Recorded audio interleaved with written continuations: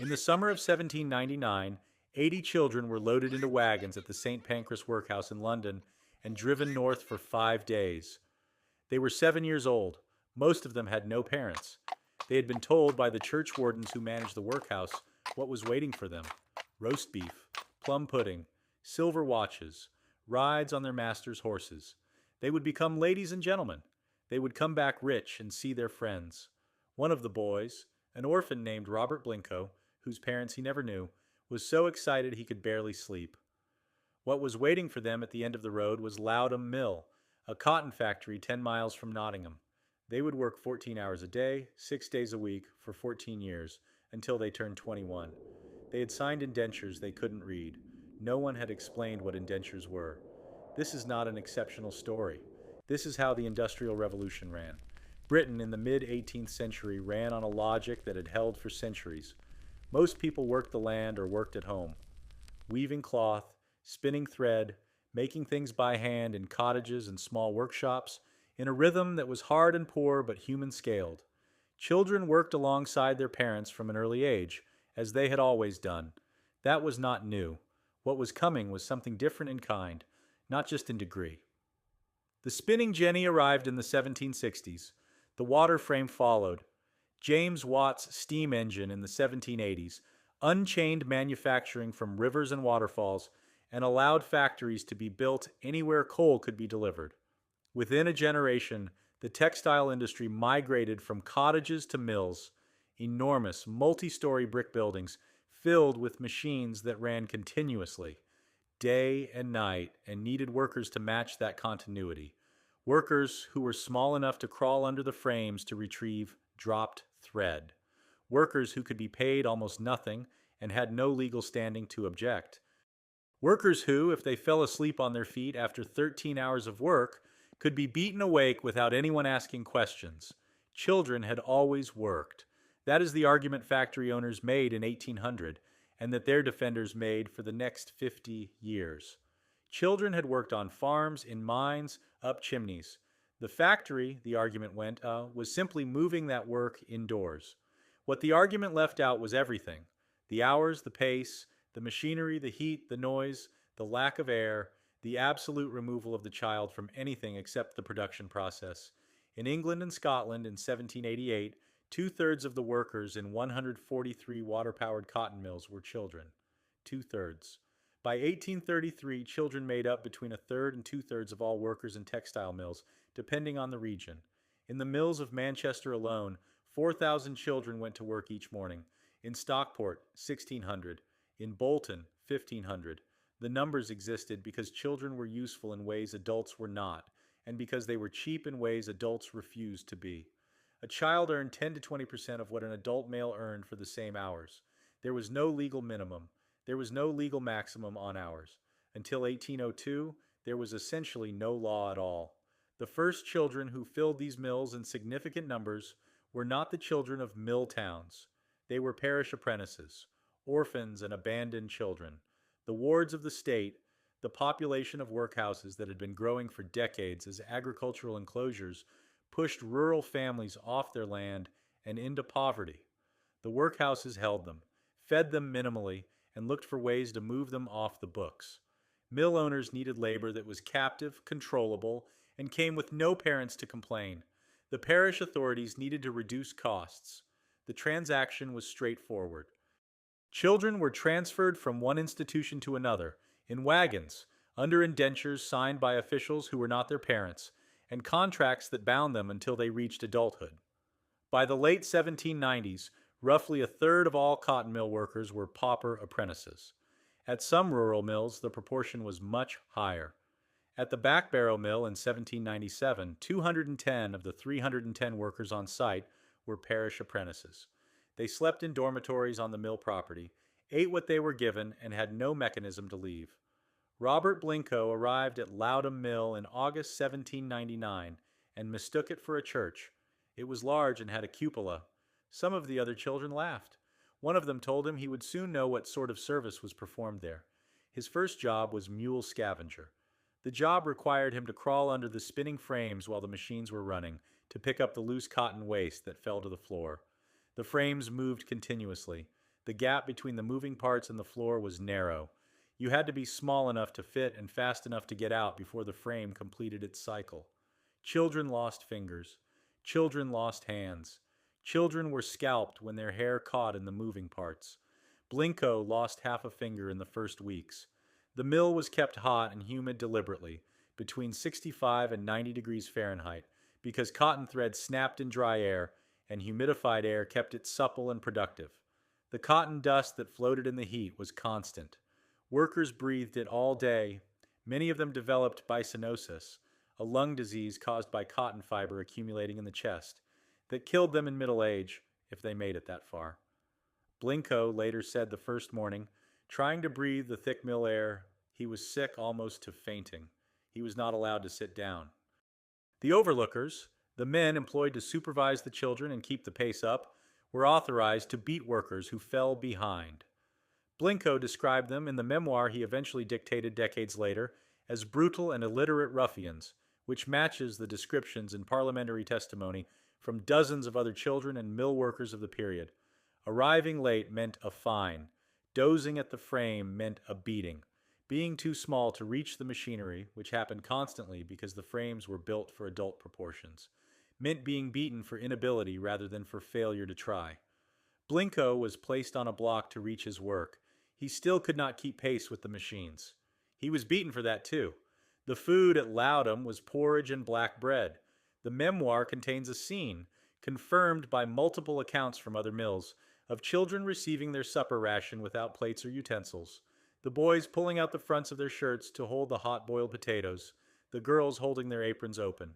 Then the children who had been there longer running to the tables of the newcomers and devouring whatever they had left untouched, because the portions were never enough. Blincoe ran away once. A tailor who did occasional work for the mill recognized him on the road and dragged him back. When Loudham closed in 1802, Blincoe and the other children were transferred without consultation to Lytton Mill in Derbyshire, where the treatment was the same. He worked out the full 14 years of his indenture. He later told a journalist that he would rather see his own children transported to Australia than put them to work in a cotton mill. His memoir, published in 1832 after he dictated it to a journalist named John Brown, became a political document. It circulated during the parliamentary debates that preceded the Factory Acts. It was read by Charles Dickens, then a parliamentary reporter, who followed the child labor hearings closely. The figure of Oliver Twist, an orphan worked until he can't stand it and escapes, owes something to Blincoe that Dickens never formally acknowledged. The connection was plain enough to his contemporaries. The mills were not the worst place a child could end up. In the coal mines, children began work at the age of 5. The job title was trapper. You sat alone in a small underground chamber beside a ventilation door, in total darkness, except for whatever light you had brought, and you opened and closed the door whenever a cart came through. That was the entire job. You sat in the dark, sometimes for 12 hours, and you opened a door when you heard wheels, and you closed it after the cart passed. Children as young as 5 did this. The tunnels were too narrow for adults. The darkness was total except during the intervals when someone passed with a lamp. Trappers were not allowed candles of their own because candles cost money.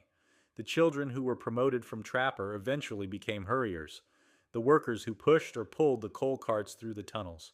Hurriers wore leather harnesses strapped around their waists and crawled on hands and knees through passages too low to stand in, dragging loaded carts behind them by chains attached to their belts. Some tunnels required them to crawl with their chins dragging the ground. Girls as well as boys did this work. In the early decades of the industrial period, there was no law preventing it. In 1842, the Mines Act extended parliamentary inquiries underground for the first time, and the inspectors who went into the mines brought artists with them. The drawings that came back of children in harnesses, pulling carts through passages barely wider than their bodies, caused a public reaction that the parliamentary reports had not managed to produce. People who had accepted the abstract fact of child labor in mills were not prepared for the image of a girl of 8 on hands and knees in a tunnel. The drawings were published widely. They helped pass the Mines Act, which prohibited women and girls from working underground and set a minimum age of 10 for boys, 10 years old. That was the reform. And there was another category of child labor that was urban, invisible, and in some ways the most brutal of all, chimney sweeps. Chimneys had been getting narrower for decades as coal replaced wood in London's fireplaces, and narrower flues created a more efficient draft. Adult bodies could not fit in them. Boys between 4 and 10 could. The master sweeps recruited from workhouses and orphanages, the same supply chain as the mills, and sent their boys up chimneys that were still warm, navigating in total darkness by touch, breathing ash and soot, lodged sometimes in passages so narrow they had to contort their bodies to move at all. The risks were specific and documented: suffocation, being burned, lungs destroyed by soot, scrotal cancer from the carcinogenic compounds in coal tar, which was the first occupational cancer ever formally described by a physician, documented by Percival Pott in 1775. Boys who got stuck were sometimes pushed from below by their masters with long poles. They were sometimes prodded with fire to force them upward. The cure for hesitation was pain, applied from below. None of this was hidden. Parliamentary committees took testimony from mill workers, mine workers, doctors, and factory owners throughout the first half of the 19th century. The physicians who examined child workers described spinal curvature from years of abnormal posture, permanently shortened legs from walking bent double through low passages, lungs destroyed by cotton dust or coal, hearing damage from machinery that ran at noise levels no human auditory system was built for. Factory owners responded to this testimony with arguments that did not shift much for 50 years. Children had always worked, they said. The mills were no worse than farms. Many reformers were themselves hypocrites who allowed their own housemaids to work 14-hour days without complaint. Some owners pointed to model employers, men like Robert Owen, who ran his New Lanark cotton mill in Scotland with schools for the children, decent housing, and reasonable hours, as proof that the abuses were not universal. Owen himself testified to Parliament repeatedly. He was unusual enough that reformers cited him constantly as what was possible.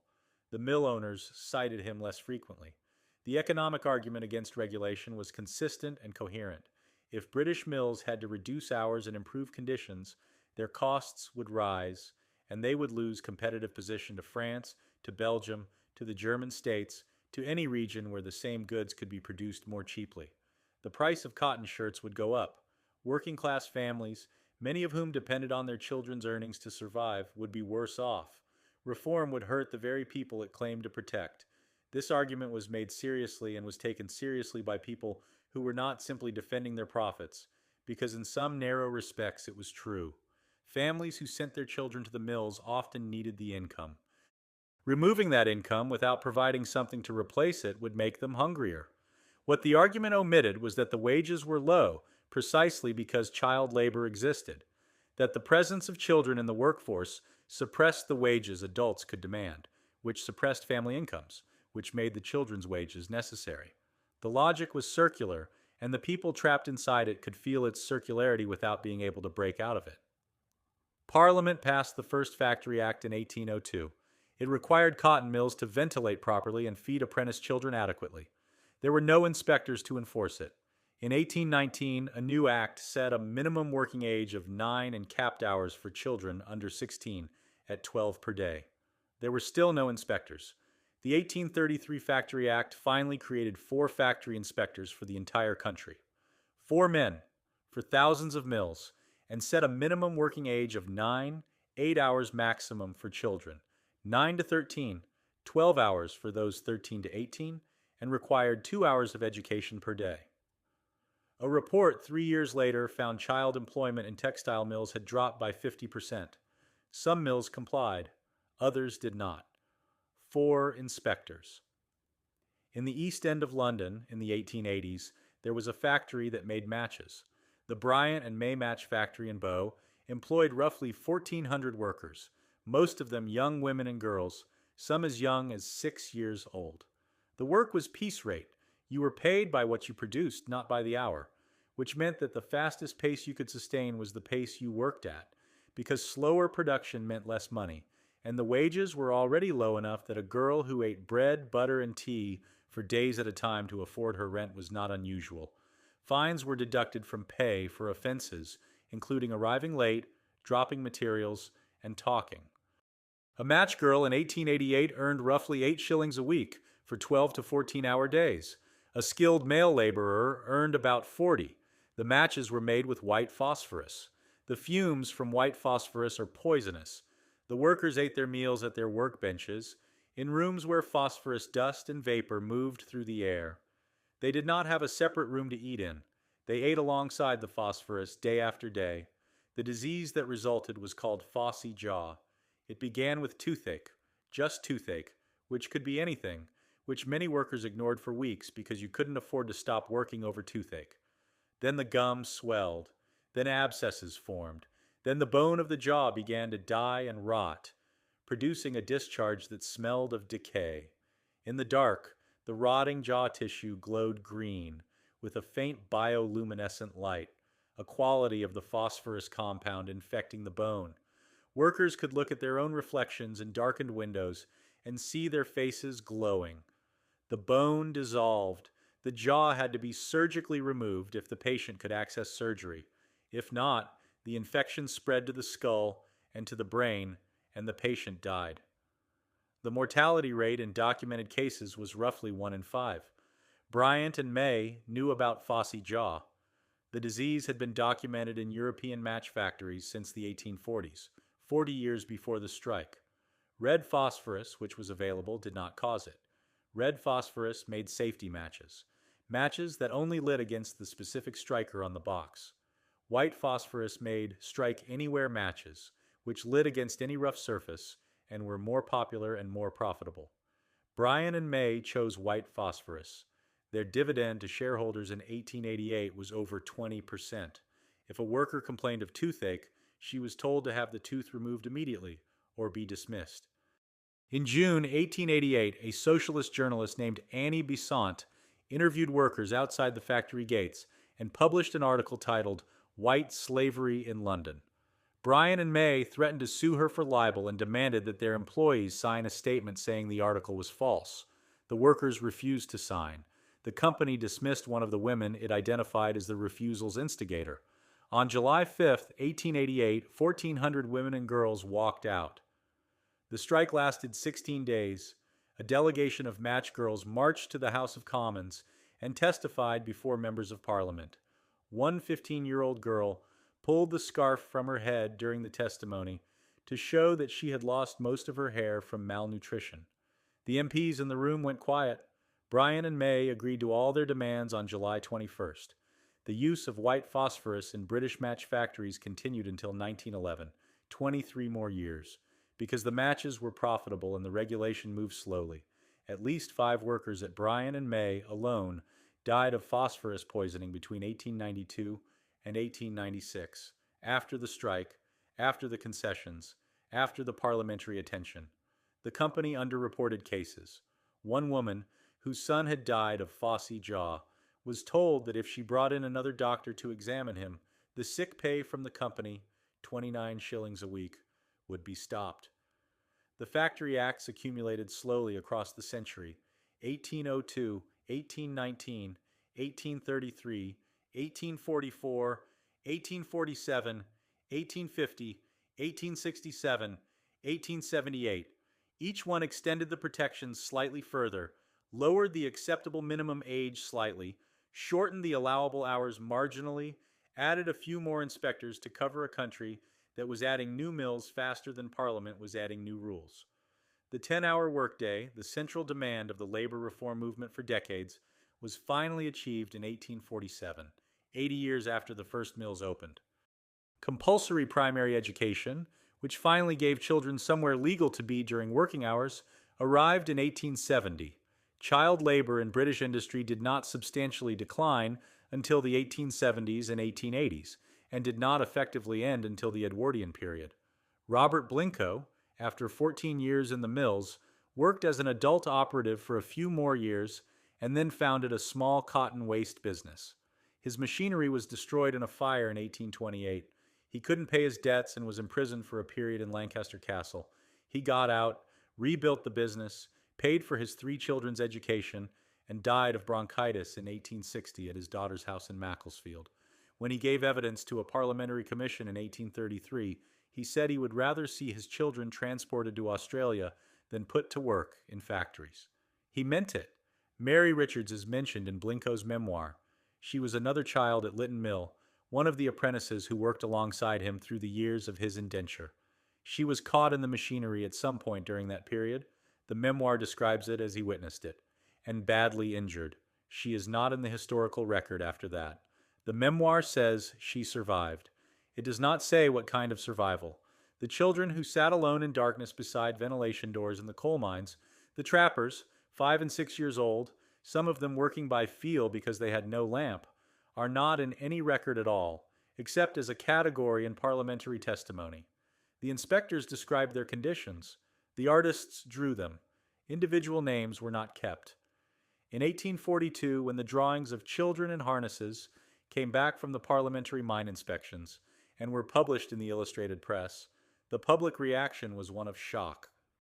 People who had lived near collieries, who had bought coal heated by this system, who had read parliamentary reports describing the same facts, were moved by pictures in a way they had not been moved by words. The reformers understood this and used it. The images became the argument. What is harder to track is the longer arc of the bodies. The children who breathed cotton dust for a decade and developed bisonosis in their 30s. The chimney sweeps who survived their apprenticeships and developed scrotal cancer at 25. The match girls whose jaws had been removed and who lived, in the phrase from the parliamentary testimony, hidden away in the slums, cases that had to be dug out by the inspectors who were looking for them. The Industrial Revolution produced an extraordinary transformation in the material conditions of human life. The machines that Robert Blincoe learned to hate in the Lodum dormitory are the ancestor of every machine that now does the difficult, repetitive, dangerous work that children once did. The cotton that was spun in those mills clothed the world. The coal that was dragged through those narrow tunnels heated the furnaces that built the railroads that connected the modern economy. Nobody disputes any of this. What the mills also produced, and what took decades to become visible to the people with the power to change it, was a specific, measurable, documented destruction of children, their bodies, their hearing, their lungs, their spines, their jaws, in service of a productivity that the owners of the mills were not willing to achieve any other way. The 8-hour workday, the minimum wage, the prohibition on child labor, compulsory education, factory inspectors with the power to close unsafe buildings. These things did not arrive because the people who benefited from their absence suddenly understood that they were wrong. They arrived because enough people made the argument loudly enough, for long enough that Parliament could no longer avoid acting. Robert Blincoe's memoir took 30 years to work its way into law. The match girls' strike took 16 days. The difference was 1,400 women who refused to sign a piece of paper.